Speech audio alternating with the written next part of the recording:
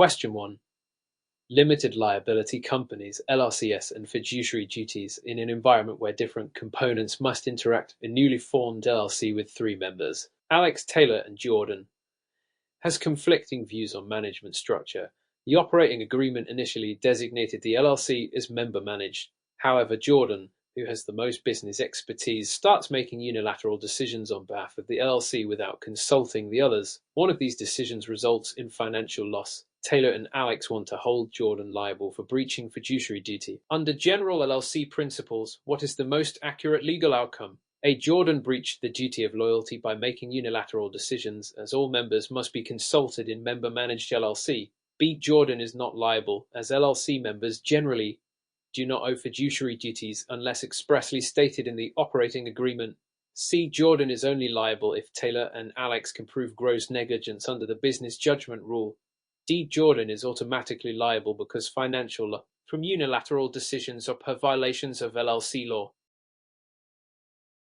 Answer A. Jordan breached the duty of loyalty by making unilateral decisions, as all members must be consulted in a member-managed LLC. Explanation: under the Uniform Limited Liability Company Act, LCA, in a member-managed LLC, each member has equal rights in managing the business unless otherwise agreed. Jordan's unilateral actions violated the duty of loyalty, which requires that members act in the best interest of the LLC, not usurp authority. Option B is incorrect because while some states allow modification of fiduciary duties in an operating agreement, most jurisdictions impose default fiduciary duty on LLC members unless explicitly waived. Option C is incorrect because the business judgment rule applies to directors and officers in corporations, not to members in an LLC acting outside of their designated role. Option D is incorrect because financial loss alone is not proof of fiduciary breach. It depends on the decision-making process, intent, and adherence to the operating agreement. Relevant law: LCA SS, Fiduciary Duties of Members, Revised Uniform Limited Liability Company Act, RLCA. Question 2. Corporate takeovers and shareholder rights during a major transformation where existing methods are challenged. A publicly traded corporation, Apex Inc., faces a hostile takeover attempt by Omega Corp. Apex's board of directors implements poison pill strategy to prevent Omega from acquiring control. However, a group of shareholders argues that the board is violating their rights by blocking the acquisition. Under Delaware corporate law, what is the most legally defensible argument for the board's actions? A. The board can implement poison pill without shareholder approval as part of its fiduciary duty to protect the corporation's long-term interests. B. The board must allow the shareholders to vote on whether the takeover should proceed, as it directly affects their ownership rights. C. The board's actions violate the unequal standard, as defensive measures against takeovers require shareholder consent. D. The board may only implement defensive measures if Omega Corp. agrees to revised acquisition terms. Answer A. The board can implement a poison pill without shareholder approval as part of its fiduciary duty to protect the corporation's long-term interests. Explanation: under Delaware corporate law, the board of directors has broad discretion to adopt defensive measures against hostile takeovers if they act in good faith and in the company's best interest. The leading case, Anocal Corp. v. Mesa Petroleum Company, 1985, established the standard which permits directors to adopt defensive measures if they reasonably perceive threat to corporate policy and effectiveness. Implement proportional response to the threat. Option B is incorrect because Delaware law does not require shareholder approval for poison pill strategy as long as the board's actions meet fiduciary obligations. Option C is incorrect because the Anocal standard allows defensive measures if they are reasonable and proportionate. The board does not need prior shareholder approval. Option D is incorrect because board can implement defensive measures unilaterally without requiring agreement from the acquiring company. Relevant law: Anocal Corp. v. Mesa Petroleum Company, 1985, Revlon Inc. v. McAndrews and Forbes Holdings, 1986. Question 3. Business torts. Fraud and misrepresentation. While analyzing inconsistencies across various units, corporate executive discovers that high-ranking officer Carter knowingly provided false financial statements to major investor, leading the investor to purchase significant stake in the company. When the fraud is exposed, the investor sues both Carter and the corporation. Under business tort principles, which legal consequence is most likely? A. Only Carter is liable for fraud, as corporate officers acting outside their authority cannot bind the company to fraudulent acts. B. Both Carter and the corporation may be liable, as fraudulent misrepresentation by an officer can create vicarious liability for the company. C. The corporation is not liable if it can prove that it had internal compliance policies prohibiting fraudulent statements. D. Carter's liability depends whether he personally benefited from the fraud. If he did not, then he is not responsible. Answer: B. Both Carter and the corporation may be liable, as fraudulent misrepresentation by an officer can create vicarious liability for the company. Explanation: under the doctrine of respondit superior, a corporation can be held liable for the wrongful acts of its agents, officers, employees committed within the scope of their employment. If Carter, acting as an executive, misrepresented financial statements, both he and the corporation are liable for fraud. Option is incorrect because an officer's fraudulent actions can bind the company if the act was within the scope of employment. Courts have ruled that corporations are responsible for their agents' misrepresentations made during business operations. Option C is incorrect because having compliance policies does not absolve corporation from liability. Courts assess whether the company knew or should have known about the fraudulent conduct. Option D is incorrect because liability for fraud does not require personal benefit. Carter's intent to deceive is sufficient to establish liability, regardless of whether he profited personally. Question 4. During a major transformation where existing methods are being overhauled to improve corporate governance, a corporation's board of directors decides to implement new shareholder voting structure. This new structure introduces weighted voting rights for certain classes of shares, allowing some shareholders to have greater influence over corporate decisions than others. Several minority shareholders, who own common shares with standard voting, object to this new structure, arguing that it unfairly dilutes their influence and violates their rights under corporate law. Given these circumstances, which of the following statements is most accurate regarding the legality of the proposed voting structure change? A. The board of directors has full discretion to modify the voting structure without shareholder approval as part of its corporate governance authority. B. The implementation of weighted voting rights requires shareholder approval, particularly from the affected shareholders, as it constitutes fundamental change in corporate structure. C. The change is automatically invalid under federal securities law, as all shareholders must always have equal voting right. Corporation. D. The minority shareholders can immediately sue to block the changes without proving any harm or breach of fiduciary duty. Answer: B. The implementation of weighted voting rights requires shareholder approval, particularly from the affected shareholders, as it constitutes a fundamental change in corporate structure. Explanation: under corporate law, particularly the Delaware General Corporation Law DGL and Model Business Corporation Act MBA, significant changes to shareholder rights, including voting rights, typically require approval by a shareholder vote. Board of directors does have significant authority in corporate governance, but amending voting structures usually requires a vote by shareholders, especially those whose rights are affected. Answer is incorrect because the board does not have unilateral authority to alter shareholder voting rights without following proper procedural requirements. Answer C is incorrect because federal securities law does not mandate equal voting rights for all shareholders. Companies can create different classes of shares with varied voting power. Answer D is incorrect because minority shareholders need to establish harm, breach of fiduciary duty, or violation of corporate charters to challenge the decision in court. Question 5. When implementing backup procedures across various subsidiaries of a multinational corporation, the parent company discovers that one of its foreign subsidiaries has been engaging in practices that potentially violate the Foreign Corrupt Practices Act (FCPA). The local subsidiary, operating in a country with high levels of government intervention, argues that such practices are customary and necessary for business operations in that region. Parent company, headquartered in the United States, must determine the appropriate legal response. Which of the following actions best aligns with compliance requirements under the FCPA? Cease all operations in the foreign country immediately and sever ties with the subsidiary to avoid liability under U.S. law. B. Conduct an internal investigation. Disclose any violations to U.S. authorities and implement compliance training to prevent future infractions. C. Ignore the matter since the foreign subsidiary is governed by local laws and the U.S. parent company has no jurisdiction over its operations. D. Request that the subsidiary continue operations as usual while ensuring that no direct payments are made to government officials, as only direct bribery is illegal under the FE. Answer: B. Conduct an internal investigation. Disclose any violations to U.S. authorities and implement compliance training to prevent future infractions. Explanation: the Foreign Corrupt Practices Act (FCPA) prohibits U.S. companies and their subsidiaries from engaging in bribery of foreign officials to secure business advantages. Answer is incorrect because while ceasing operations might reduce exposure, it does not absolve the parent company from liability for past violations.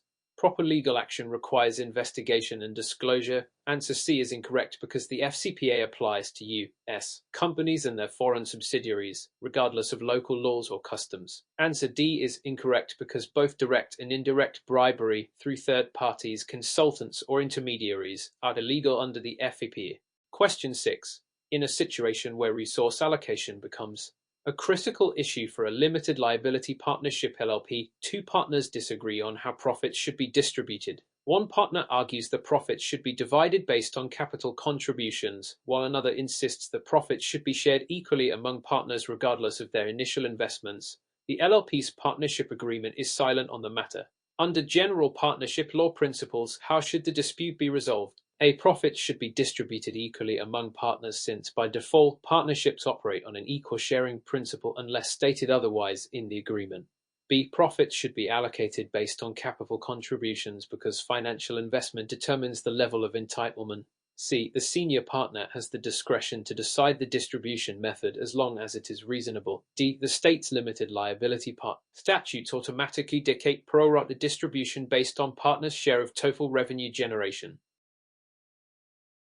Answer A. Profits should be distributed equally among partners since, by default, partnerships operate on an equal sharing principle unless stated otherwise in the agreement. Explanation: Uniform Partnership Act (UPA) and Revised Uniform Partnership Act (RUPA) provide default rules when a partnership agreement does not specify how profits should be distributed. Under these rules, unless the LLP agreement states otherwise, profits and losses are divided equally among partners. Answer B is incorrect because capital contributions do not automatically dictate profit sharing unless explicitly stated in the partnership agreement. Answer C is incorrect because no single partner has unilateral discretion to dictate profit distribution. Answer D is incorrect because state LLP statutes do not impose a revenue-based sharing model by default. Question 7. During an emergency response where multiple areas are impacted, a publicly traded company's CEO makes a high-risk decision to merge with another company without consulting the board of directors, citing the urgency of the situation. Some board members later challenged the decision, arguing that it violates corporate governance principles.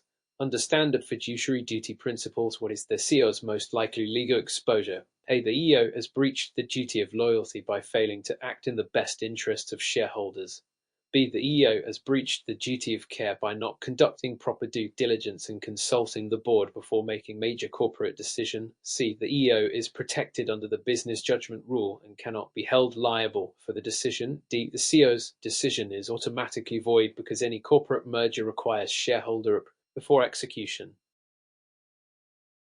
Answer B. The EO has breached the duty of care by not conducting proper due diligence and consulting the board before making a major corporate decision. Explanation: The duty of care requires corporate executives to act in an informed and prudent manner when making decisions. Answer is incorrect because while the duty of loyalty requires acting in shareholders' interests, it does not apply unless self-dealing or conflict of interest is present. Answer C is incorrect because the business judgment rule protects decisions made with due diligence and good faith, but bypassing the board in major transaction may constitute violation. Answer D is incorrect because not all mergers require prior shareholder approval unless they significantly alter shareholder rights. Question 8. A publicly traded corporation is considering a major acquisition that could significantly increase its market share. The board of directors approves the deal, but several minority shareholders express concern that the acquisition will dilute their voting power and reduce their dividends. In response, the corporation proposes a freeze-out merger,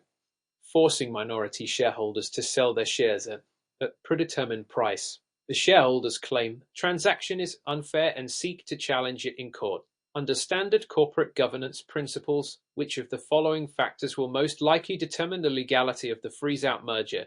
A. Whether the board of directors acted within its discretion to maximize shareholder value. B. Whether the transaction meets the entire fairness standard including fair price and fair dealing. C. Whether the corporation has obtained unanimous shareholder consent before proceeding. D. Whether minority shareholders have enough stock to block the transaction through a proxy fight. Answer B. Whether the transaction meets the entire fairness standard including fair price and fair dealing. Explanation: in a freeze-out merger, controlling shareholders force out minority shareholders, so courts apply the entire fairness standard to assess both procedural fairness, fair dealing, and substantive fairness, fair price. Answer is incorrect because corporate directors must consider the fairness to minority shareholders, not just maximizing value for majority shareholders. Answer C is incorrect because unanimous shareholder consent is not required for mergers, but fairness principles still apply. Answer D is incorrect because minority shareholders may not always have enough voting power to block a deal, but they can challenge it legally. Question 9. While analyzing the root causes of sequential problems in a company's boardroom decisions, it is discovered that the board of directors has been consistently approving transactions between the corporation and businesses owned by individual directors. These transactions have not been disclosed to shareholders, nor have they undergone independent review. Which of the following best describes the board's potential legal exposure? A. The board is not in violation of any laws as long as the transactions benefit the corporation. B. The board members may have breached their duty of loyalty by engaging in self-dealing without disclosure or approval. C. The board members are only liable if shareholders can prove the corporation suffered financial loss. D. Such transactions are permissible as long as the corporation's financial statements remain accurate. Answer B. The board members may have breached their duty of loyalty by engaging in self-dealing without disclosure or approval. Explanation: the duty of loyalty requires directors to avoid conflicts of interest and disclose any self-dealing transactions. Under corporate governance rules, e.g. Delaware General Corporation Law SS 144, transactions between the corporation and director must be either approved by majority of disinterested directors, approved by majority of disinterested shareholders, proven to be entirely fair to the corporation. Answer is incorrect because benefiting the corporation does not excuse self-dealing if disclosure and approval did not occur. Answer C is incorrect because breach of fiduciary duty does not require financial loss. Lack of transparency is enough. Answer D is incorrect because accurate financial statements do not absolve fiduciary breaches. Question 10. During a major transformation where existing methods of management are being replaced, an LLC or rating agreement is being amended to limit the rights of certain members.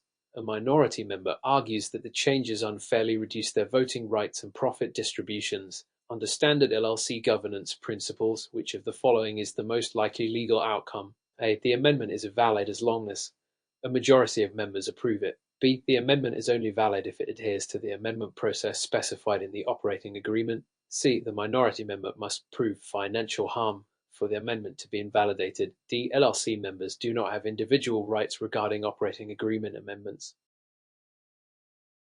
Answer B. The amendment is only valid if it adheres to the amendment process specified in the operating agreement. Explanation: LLC governance is contract-based, meaning that the operating agreement dictates amendment procedures. Most LLC statutes, including the revised Uniform Limited Liability Company Act, LawConquer, require unanimous consent for amendments that materially affect a member's rights. Answer is incorrect because majority approval is not always sufficient, especially if the amendment negatively impacts minority members. Answer C is incorrect because financial harm is not the only standard for invalidation. Procedural fairness also matters. Answer D is incorrect because LLC members have contractual rights under the operating agreement. Question 11. In a high-stakes environment where multiple challenges arise in corporate finance, a company is issuing new shares that will dilute existing shareholders' equity. Several shareholders object, claiming they have a preemptive right to purchase the new shares before they are offered to outsiders. Which of the following best determines whether shareholders have this right? A. Preemptive rights are automatically granted to shareholders in every corporation. B. Shareholders have preemptive rights only if explicitly granted by the corporation's charter or bylaws. C. Shareholders can always block new share issuance through derivative lawsuit. D. Preemptive rights apply only when corporation is privately held, not when it is publicly traded. Answer B. Shareholders have preemptive rights only if explicitly granted by the corporation's charter or bylaws. Explanation: preemptive rights are not automatic. It must be granted in the corporate charter or bylaws under most state corporate laws. The Model Business Corporation Act (MBA) follows an opt-in approach, meaning preemptive rights exist only if expressly stated. Answer is incorrect because preemptive rights are not universal. They depend on the corporation's governing documents. Answer C is incorrect because shareholders cannot use derivative lawsuits to block share issuance. Answer D is incorrect because both private and public corporations can grant preemptive rights, but it depends on company policy. Question 12. When implementing backup procedures across various subsidiaries, a multinational corporation wants to shield its parent company from liabilities associated with its foreign subsidiaries. However, a lawsuit has been filed against the parent company, arguing that it should be held liable for the actions of its subsidiaries. Under what circumstances can the corporate veil be pierced to impose liability on the parent company? A. If the parent company and subsidiaries share similar business objectives. B. If the subsidiaries are undercapitalized and the parent exercises excessive control over their operations. C. If the parent company owns a majority stake in its subsidiaries. D. If the parent company derives profits from the subsidiaries. Answer B. If the subsidiaries are undercapitalized and the parent exercises excessive control over their operations. Explanation. Courts pierce the corporate veil when a parent company treats subsidiaries as mere alter egos failing to maintain corporate separateness. Key factors include undercapitalization, insufficient funds to cover liabilities, failure to observe corporate formalities, e.g. share bank accounts, no separate board meetings, control by the parent company over daily operations. Answer is incorrect because common business objectives do not justify veil piercing. Answer C is incorrect because owning a majority stake is not enough. Courts look for abuse of the corporate structure. Answer D is incorrect because simply deriving profits does not establish liability. Question 13. While reviewing key provisions of a partnership agreement, a general partner discovers that a limited partner has been actively engaging in management decisions, signing contracts on behalf of the business. If the partnership faces liability issues, what is the most likely legal consequence for the limited partner? A. The limited partner remains protected from liability because they do not hold a general partner title. B. The limited partner may lose their liability shield and be treated as a general partner. C. The limited partner is only responsible for their initial capital contribution. D. The limited partner's liability depends on whether they were explicitly granted decision-making authority in the partnership agreement. Answer B. The limited partner may lose their liability shield and be treated as a general partner. Explanation. Limited partners have liability protection only if they do not participate in management. Revised Uniform Limited Partnership Act. ROLPA. If limited partner exercises control, courts may reclassify them as general partner, exposing them to personal liability. Answer is incorrect because titles alone do not determine liability. Actions do. Answer C is incorrect because liability is not limited if they engage in management. Answer D is incorrect because liability depends on actual actions, not contractual authority. Question 14. During a dispute over the rights of shareholders in a closely held corporation, a minority shareholder alleges that the majority shareholders are unfairly preventing them from selling their shares at fair market value. Which corporate governance principle is most relevant to this situation? A. The business judgment rule. B. The doctrine of minority shareholder oppression. C. The duty of care. D. The rule against self-dealing. Answer B. The doctrine of minority shareholder oppression. Explanation. In closely held corporations, majority shareholders often restrict the rights of minority shareholders. Courts protect minority shareholders against oppression by requiring majority owners to act fairly in decisions that affect share liquidity, voting rights, and dividends. Answer is incorrect because the business judgment rule protects directors, not shareholders. Answer C is incorrect because the duty of care applies to board members, not shareholder disputes. Answer D is incorrect because self-dealing refers to conflicts of interest, not shareholder oppression. Question 15. If a corporate director resigns but immediately takes a lucrative business opportunity that the company had been pursuing, which fiduciary duty is most relevant in determining whether they acted improperly? A. Duty of loyalty. B. Duty of care. C. Duty of disclosure. D. Duty of good faith. Answer A. Duty of loyalty. Explanation. The duty of loyalty prohibits directors from usurping corporate opportunities. Under the corporate opportunity doctrine, directors must offer business opportunities to the company before pursuing them personally. Answer B is incorrect because duty of care relates to negligence, not conflicts of interest. Answer C is incorrect because duty of disclosure concerns transparency in financial matters. Answer D is incorrect because duty of good faith focuses on honest dealings within corporate governance. Question 16. A CEO is negotiating a merger but fails to disclose that they personally own stock in the target company, which stands to gain significantly from the merger. Which corporate principle has the EO potentially violated? A. The duty of care. B. The duty of candor. C. The business judgment rule. D. The shareholder primacy rule.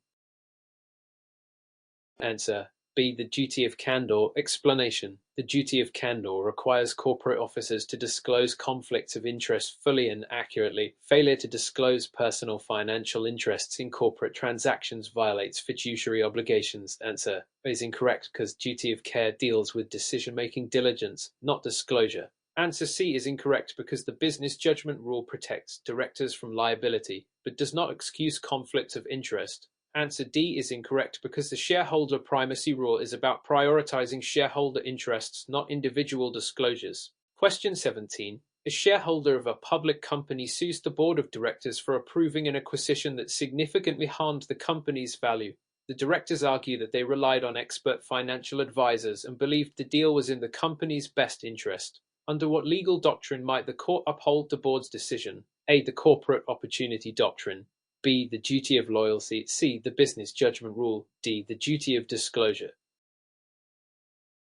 Answer C. The business judgment rule. Explanation. The business judgment rule protects directors when they act in good faith, with due diligence, and in the company's best interest. If directors relied on experts and made informed decisions, courts typically defer to their judgment. Answer is incorrect because corporate opportunity doctrine applies to usurping business prospects, not acquisitions. Answer B is incorrect because duty of loyalty concerns conflicts of interest, not decision-making errors. Answer D is incorrect because duty of disclosure applies to transparency, not strategic decisions. Question 18. In an environment where different components must interact efficiently, a board of directors decides to implement a dual-class share structure to maintain control over strategic decisions. What is a key legal or governance concern associated with this decision? A. Minority shareholders may have limited voting rights, reducing accountability. B. The Securities and Exchange Commission (SEC) prohibits dual-class share structures in public companies. C. A dual-class share structure automatically results in a breach of fiduciary duty. D. Corporate charters cannot be modified to allow different classes of shares. Answer A. Minority shareholders may have limited voting rights, reducing accountability. Explanation. Dual-class share structures give certain shareholders more voting power, often allowing founders or executives to retain control. Regulators and investors criticize such structures for reducing shareholder democracy. Answer B is incorrect because the SEC does not prohibit dual-class structures, though exchanges may impose restrictions. Answer C is incorrect because dual-class shares are legal but raise governance concerns. Answer D is incorrect because corporate charters can be amended to allow multiple share classes. Question 19. When dealing with a complex system that shows occasional governance failures, a corporation's board is considering staggered board structure.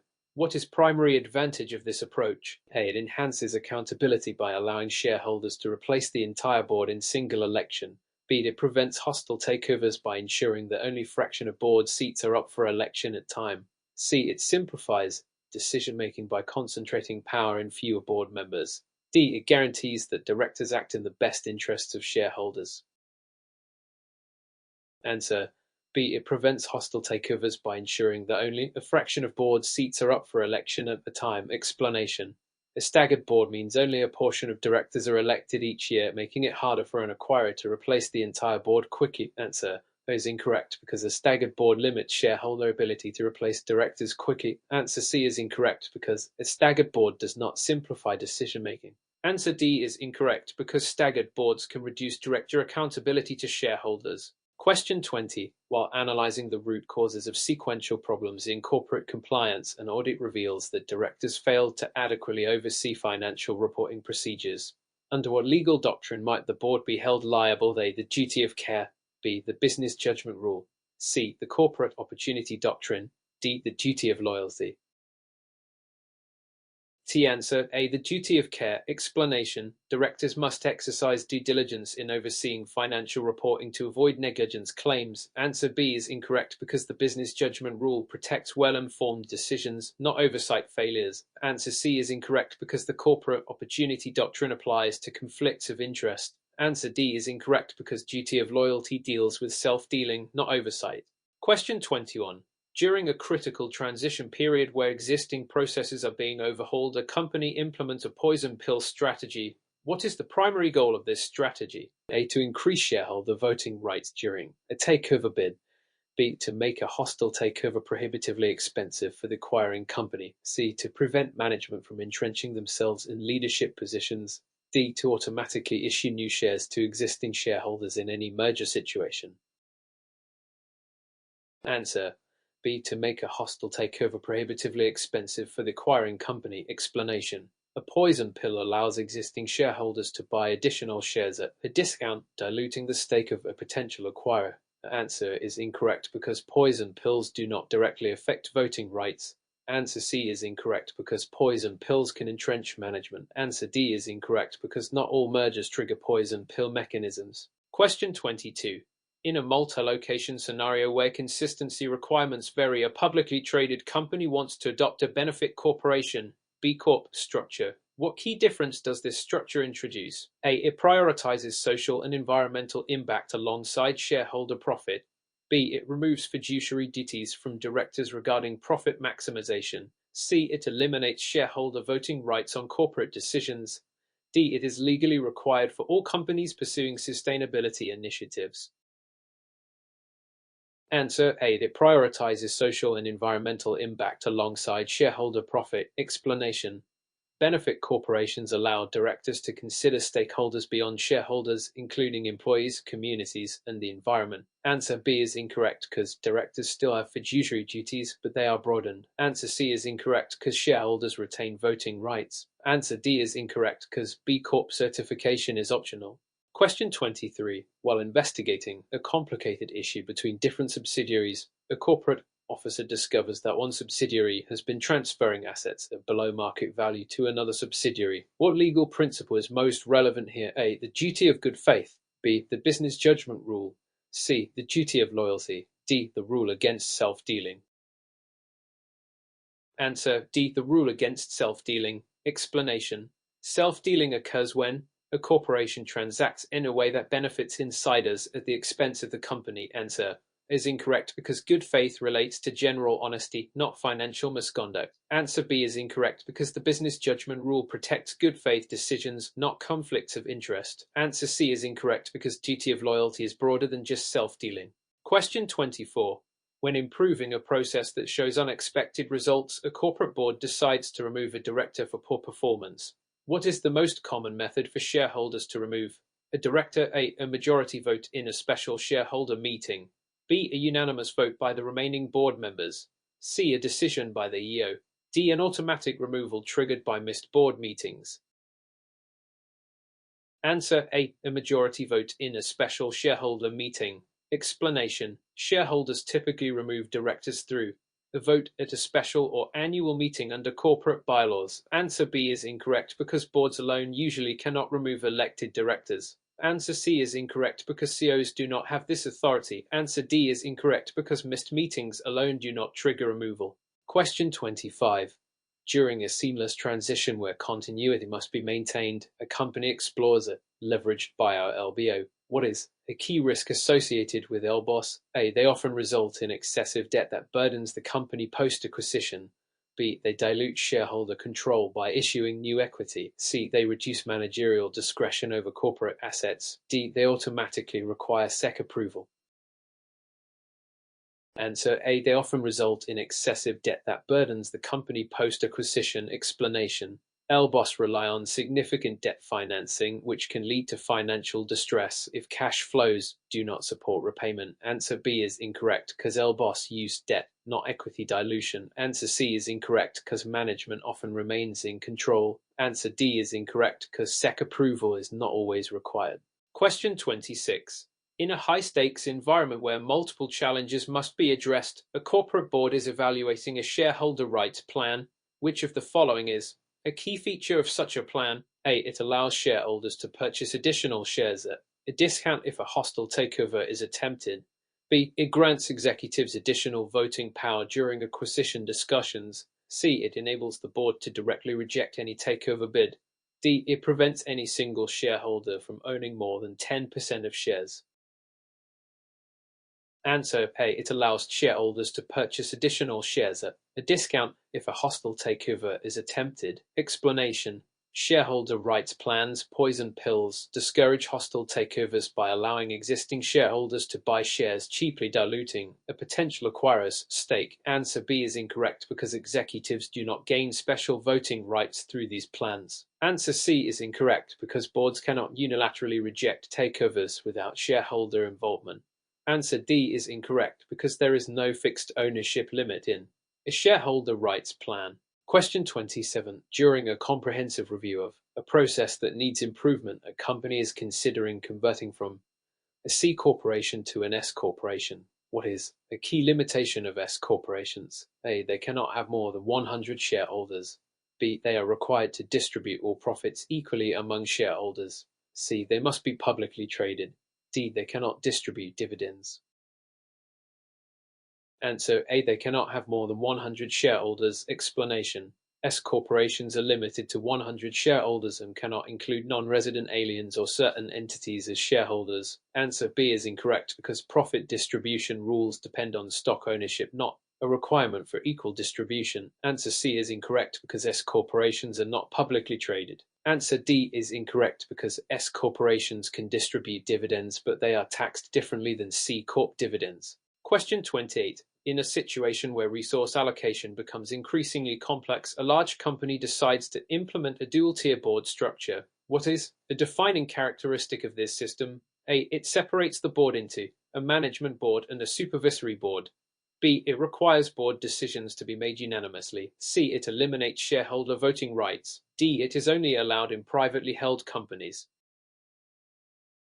Answer A. It separates the board into a management board and a supervisory board. Explanation: a dual-tier board structure, common in Germany and the Netherlands, has a management board for daily operations and a supervisory board for oversight. Answer B is incorrect because decisions are usually made by majority vote, not unanimity. Answer C is incorrect because shareholders retain voting rights. Answer D is incorrect because dual-tier structures exist in both public and private companies. Question 29.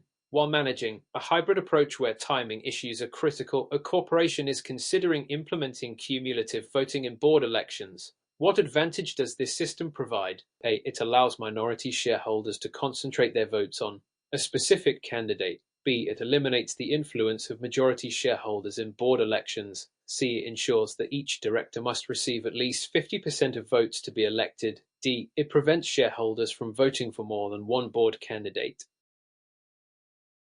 Answer A. Allows minority shareholders to concentrate their votes on a specific candidate. Explanation: cumulative voting allows shareholders to allocate multiple votes to a single candidate, giving minority shareholders a better chance at representation. Answer B is incorrect because majority shareholders still have influence, just less dominance. Answer C is incorrect because there is no requirement that directors receive 50% of votes. Answer D is incorrect because cumulative voting allows flexibility in vote allocation. Question 30. When implementing backup procedures across various subsidiaries, a corporation considers whether its parent company could be liable for the actions of its subsidiaries. Under what doctrine might liability extend to the parent company? A. Piercing the corporate veil. B. The business judgment rule. C. The duty of obedience. D. The rule against double taxation.